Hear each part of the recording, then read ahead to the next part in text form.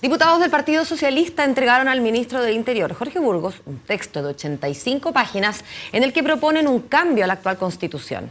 Entre los puntos destacados está la creación de la figura del vicepresidente y la facultad del Congreso de pedir la renuncia al gabinete de gobierno. Queremos ahondar en este tema, para eso nos acompaña de mañana en directo el diputado del PS, Marcelo Schilling. Gracias por estar con nosotros, diputado. Bienvenido. Gracias a ustedes. Buenos días. Paola, buenos días. Diputado, vamos a entrar de inmediato al detalle, pero antes tengo otra pregunta que va un poco como paraguas, digamos, de toda esta discusión. Estamos abordando temas de contenido. ¿Por qué no abordar primero el tema y definir bien el método que se podría ocupar para realizar este proceso constituyente antes de meternos en el detalle del texto? Mire, con el diputado Andrade pensamos que el método es muy importante y sin duda que teóricamente la Asamblea Constituyente es lejos el método más participativo, transparente, legítimo y que de verdad le da origen a una constitución desde el pueblo.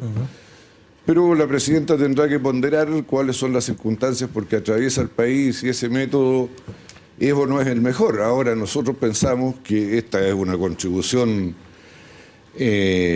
a entrar en materia, por decirlo así, porque en una de esas nos encontramos con que hay tal coincidencia de puntos de vista entre una pluralidad de actores sociales, políticos, que todo eso facilita también la discusión sobre el método. ¿Usted cree que existe esa coincidencia?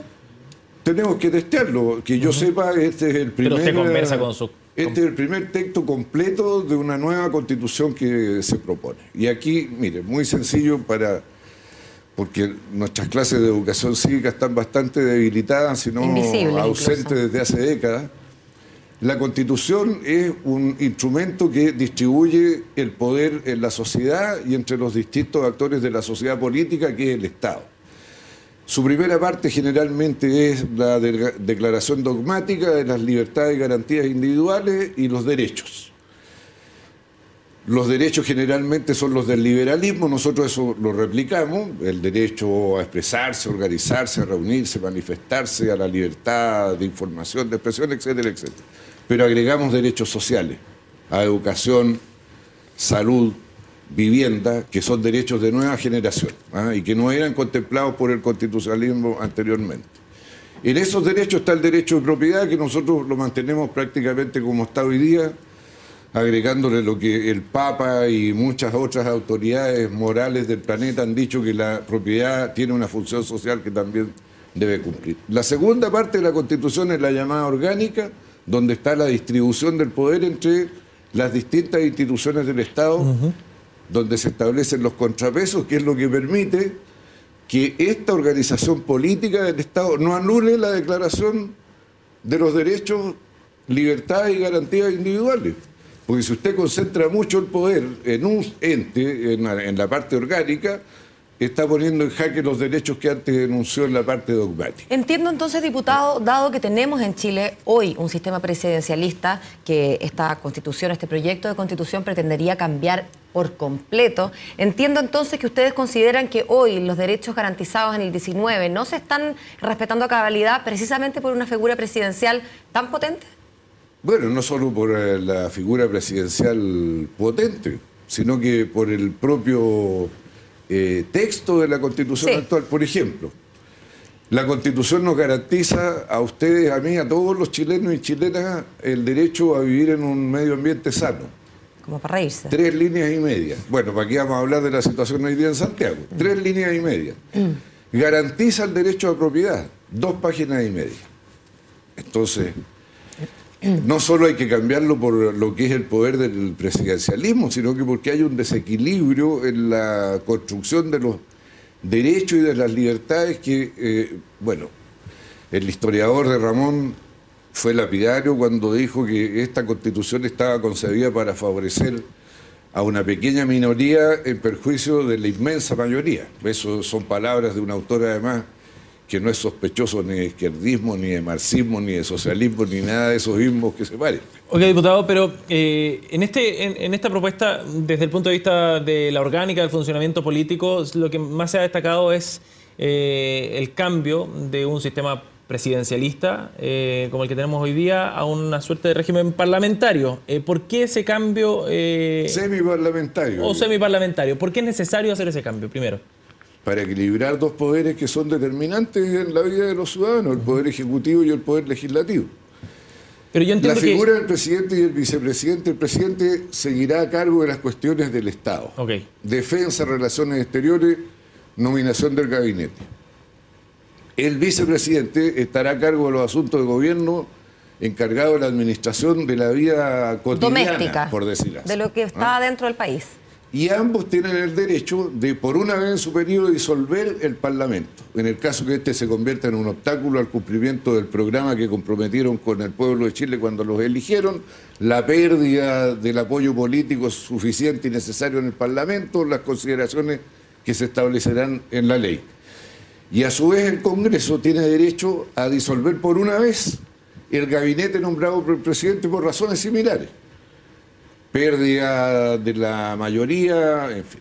Esto tiene que ser exigente, porque tampoco se trata de crear un clima de inestabilidad donde va a mandar de cambio en cambio por cualquier razón. Rato, sí, claro.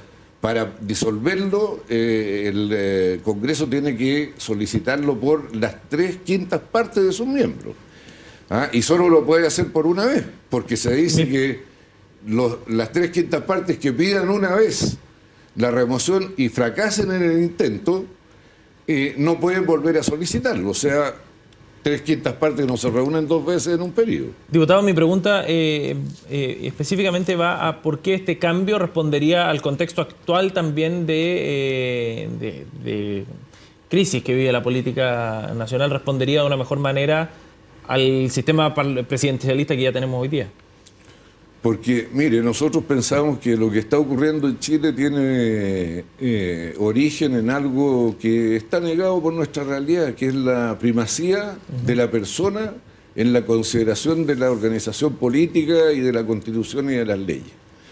Y la primacía de la persona en la organización política supone que la opinión de esta, su participación tiene que estar asegurada. Por ejemplo, nosotros proponemos que una parte de los jueces sean de elección popular, que una parte de los integrantes del Tribunal Constitucional sean de elección popular. Proponemos que los soldados y los policías se puedan organizar gremialmente para defender sus condiciones de trabajo, particularmente las que tienen que ver con seguridad. Podríamos alargarnos sobre esto. Entonces, reponen el voto obligatorio también. Reponemos el voto obligatorio, pero como no se trata de, por esta primacía de la persona y asegurar su participación, crear un clima de inestabilidad institucional permanente, aquí hay que tener instituciones sólidas. Si usted quiere ir al parlamentarismo directamente, no puede tener partidos junto con los díscolos, para decirlo de manera que se entienda en la situación actual. Los partidos tienen que ser instituciones sólidas, donde sus parlamentarios residen orden de partido, y si no las cumplen pueden ser apartados del partido, porque si no es la inestabilidad total.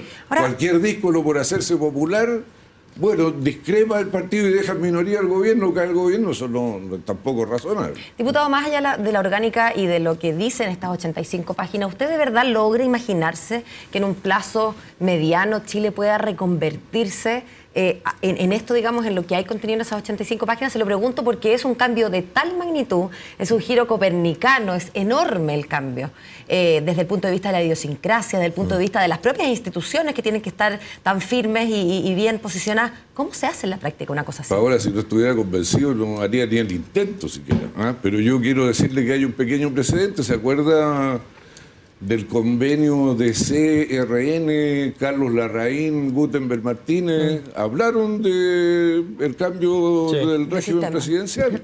Incluso ellos iban mucho más lejos en la copia del régimen francés. Nosotros somos más prudentes porque como tenemos una mala experiencia de régimen parlamentario, fines del siglo XIX, terminó en guerra civil. Bueno, creemos que hay que avanzar de acuerdo a la idiosincrasia nacional. Por eso también no podemos hacer prevalecer la solidez de los partidos políticos como en España, que se eligen por lista y la lista la organiza ¿quién? El jefe, el líder del partido, y eso es lo que garantiza la disciplina. Pero aquí se ha creado tal cultura antipartidos políticos que hoy día decir, mira, la persona en realidad la vamos a tomar menos en cuenta y lo que importa es la lealtad con el partido, ¿sería aceptable para la sociedad chilena eso hoy día? Entonces, como nosotros lo que queremos es precisamente responder su pregunta, darle viabilidad al cambio, también lo hacemos con prudencia. Es cierto que hay cosas que son muy radicales, pero también tenemos la convicción de que esto hay que hacerlo progresivamente de modo que se realice el cambio, no solo que se esté declamando la necesidad del cambio. Bien, diputado Schilling, le agradecemos que haya venido a CNN Chile. Les voy a dejar copia de... Qué bueno. Gracias, Esto pues. es el borrador. ¿Ah?